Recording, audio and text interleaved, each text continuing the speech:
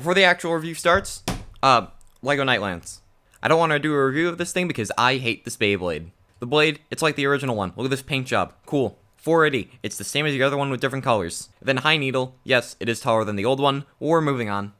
Now this is an X Beyblade. Unicornsting has always been one of my favorite Beyblade X bays, both in design, the design that's there at least. And I've always really liked the point bit, and gear point is a lot more fun, so let's take a look at this Lego one. Starting off with our Unicornsting blade, I basically added every single design element that was on this one into this Lego one. Of course, it has the smooth side and the more aggressive side, but they're even separated by this little gap. This gap was done with an inverted 1x1 bracket, a 1x1 plate, and a 1x2 tile. Not much else to really say other than that it's a pretty faithful recreation, and I'm excited to see how it does in the stadium. Now, the 560 ratchet is where the accurateness takes a little bit of a dive, but it is still pretty close to the original. The 5 sides are represented by these 5 studs because doing an actual 5-sided ratchet traditionally just would not work. But if we take a look at the sides, it has these door rail pieces that represent how the contacts on 560 hang down lower than normal. This makes this ratchet one of the heavier ones, however you do tend to scrape if you're not careful. And the part that I'm most excited for is gear point, and it's basically 1-to-1 with the original.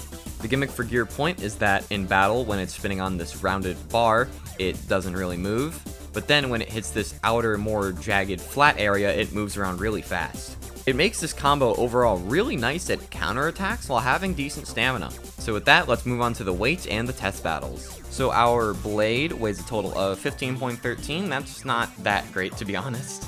Our 560 ratchet is 12.01, which I believe that's the heaviest 60 height.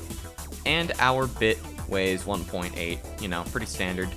All in all, this combo weighs 28.99. That is definitely on the lighter side, but you guys will see in battle that the weight doesn't mean everything, so let's get to those. So here we are at the stadium, and as you can see, we have a bit of a different setup.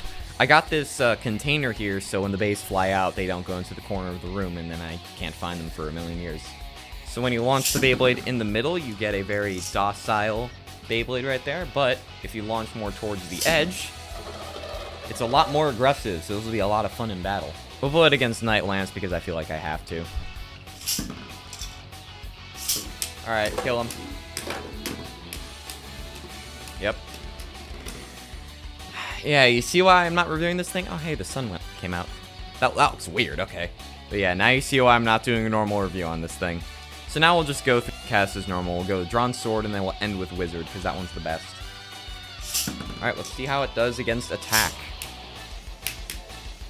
Oh, speed up, so you can see the gimmick in there in action.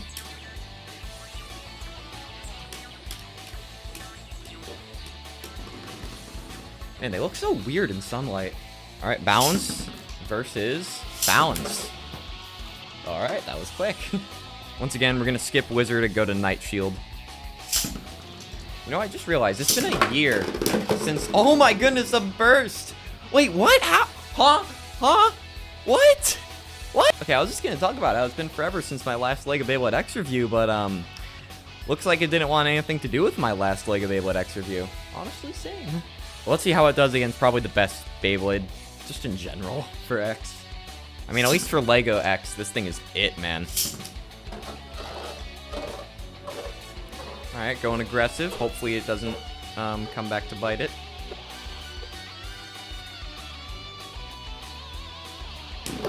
Oh my goodness. I couldn't tell who won that. Let's try it again. I was too distracted by how weird these look on camera. Oh, big hits. Big hits. Oh. Oh, and the KO. I'm telling you, bro. Weight isn't everything. And of course, we'll put it up against its real self. I am afraid. Oh. Alright, looks like it's just gonna waste stamina.